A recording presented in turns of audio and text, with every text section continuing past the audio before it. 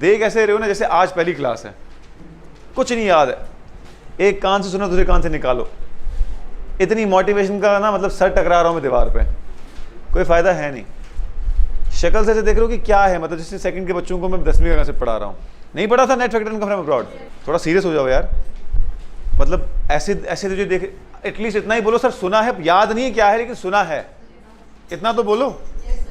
लेकिन अगर आपकी ऐसी हालत है तो आप करोगे क्या, मुझे समझ नहीं आ रही है।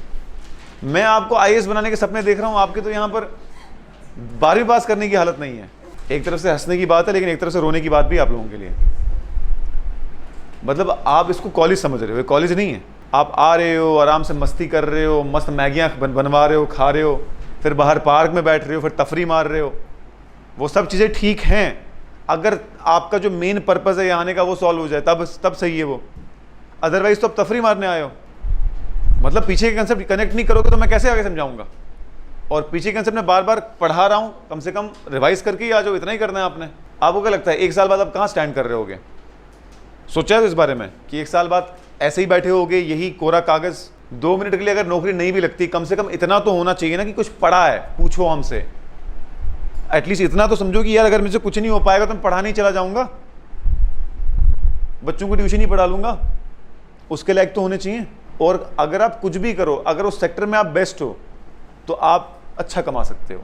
मैं ऐसे बहुत से टीचर को जानता हूं जो होम ट्यूशन देके महीने का लाख रुपए कमाते हैं, जिनको आप देखते हो ना स्कूटी पे जाते हुए, कभी एक घर में, कभी दूसरे घर में, कभी तीसरे घर में। अंदर से आप सोचते हो कि बेचारा, आप बेचारा नहीं है, वो आपसे बहुत ज़्यादा कमा रहा है वो।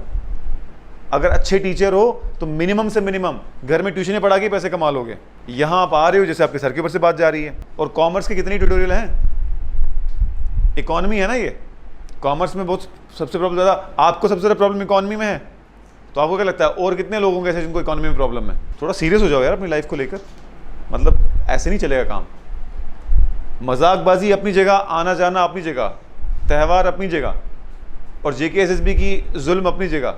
लेकिन अल्टीमेटली जो चीज़ अचीव करने आ रहे वो तो अचीव कर लो, समझ तो लो। फैक्टर्स ऑफ प्रोडक्शन में मैंने बताया था आपको, जब मैंने कम्युनिज्म और सोशलिज्म की डिफरेंस मैंने बताया था, या फिर मैंने कम्युनिज्म और कैपिटलिज्म का डिफरेंस मैंने बताया था कि उसमें डिफरेंस क्या है, तब भी बताया था, तब भी ये चीज़ लिखी थी। तो मैं 10 बार पढ़ाने को राजी हूँ, लेकिन आप कम से कम 1 बार तो रिवाइज करो।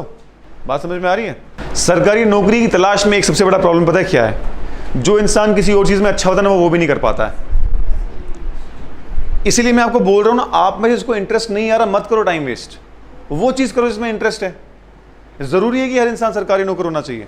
अगर आपको फोर्स किया गया है कि जाओ पढ़ो, फिर तो आप बर्बाद ही हो, मैं आपको बता दूं, क्योंकि आपका इंटरेस्ट तो आ नहीं रहा क्लियरली। हर बैचेस में कुछ ऐसे बच्चे होते हैं जिनको ज़बरदस्ती भेजा जाता है, या फिर जो भीड़ चाल देख के आ जाते हैं कि चलो भाई पढ़ते हैं, हमारा भी शायद लक लग जाए। यहाँ 3-3 साल मेहनत रगड़ा खाने वालों का लक नहीं लग रहा, तो जो लोग सीरियस नहीं उनका कैसे लगेगा? या तो अगर आपके पास कोई अखनूर लाइब्रेरी वाली कोई जड़ी बूटी है तो अलग बात है, लेकिन अगर किसी कोई नौकरी आपने गलत तरीके से हासिल की है तो पूरी उम्र आप हराम ही खाओगे। अगर आप इमेजिन करो, आपने 1 साल मेहनत की और आपकी नौकरी कोई और खा गया जिसने पैसे देके नौकरी ली है, आपको लगता है कि वो इंसान कभी सुख में रहेगा? आपकी बद्दुआएं नहीं लगेंगी पूरी उम्र उसको। इसीलिए आप में से मैं बोल रहा हूँ, please if you are still finding it difficult, अगर आपको अभी भी लग रहा है कि this is not made for me, कुछ डिसाइड कर लो और देखो कि करना क्या चाहते हो लाइफ में, आइडेंटिफाई करो। पहले एक जमाना था जब आपको सरकारी नौकरी बड़ी आकर्षित करती थी कि यार 9 to 4 जॉब है, 10 to 4 जॉब है, आपकी पेंशन भी है, और अगर सालों साल गायब भी रहते नौकरी से तो चलता था, अटेंडेंस भी लगाते तो चलता था। आज के टाइम पे वो नहीं है, अब तो ऐप है, अब तो बायोमेट्रिक चलता भी नहीं कहीं तो ऐप पे हो जाता है, मोबाइल फ़ोन तो हर जगह पर है, और पेंशन भी नहीं है, और काम भी रगड़ा देके करते हैं। इतना ही कि सोशल आइडेंटिटी है, सरकारी नौकरी से सिवाय सोशल आइडेंटिटी और कुछ भी नहीं है। इसीलिए प्लीज डिसाइड फॉर योरसेल्फ कि whether you are made for it or not.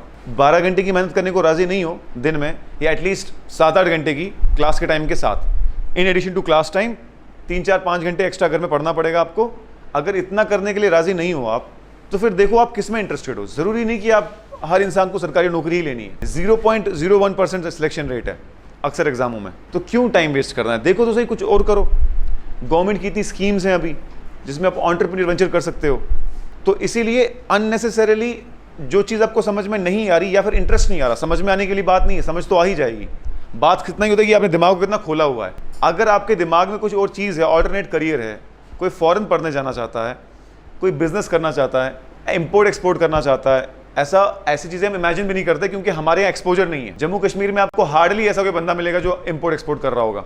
ऐसा नहीं कि पॉसिबिलिटी नहीं है, गवर्नमेंट की स्कीम है कि हर डिस्ट्रिक्ट से एक प्रोडक्ट को एक्सपोर्ट करना है। देखने की जरूरत है। अभी प्रधानमंत्री का 99th मन की बात हुई, उन्होंने भद्रवा के लेवेंडर फार्मिंग की बात की। ऑल ओवर इंडिया बहुत फेमस हो गया है, तो क्या आप लेवेंडर फार्मिंग के बारे में सोच सकते हो? सेरीकल्चर है, जम्मू कश्मीर में बहुत सारा पैसा उसमें आ रहा है। क्या है सेरीकल्चर? सिल्क फार्मिंग, पूरा सपोर्ट आपको गवर्नमेंट प्रोवाइड करेगी। Plantation of shrubs and herbs, उसके लिए अलग स्कीम है। और इस वक्त Jammu Kashmir economy just open हुई है, बहुत इन्वेस्टमेंट आ रहा है। 28,000 करोड़ का इन्वेस्टमेंट तो सिर्फ इंडस्ट्रियलाइजेशन में है। मुद्रा लोन्स, एमएसएमई, पता नहीं क्या क्या है, पता भी नहीं होता लोगों को। स्किल डेवलपमेंट स्कीम, तो आप लोग ग्रेजुएट हो तो आपके पास ये ऑलरेडी बड़ी सारी स्कीम्स हैं। तो मैं इसलिए बोल रहा हूं कि अगर आप अभी भी इंटरेस्टेड नहीं हो, समझ में नहीं आ रही चीज़ें, या फिर आप बोलो कि ठीक है सर मज़ा नहीं आया इस काम में, तो वो ढूंढ लो जो आप करना चाहते हो। सिर्फ भेड़ चाल फॉलो मत करो, क्योंकि मैं जो सवाल पूछ के मुझे लग रहा है आप रिवाइज तो कर नहीं रहे हो।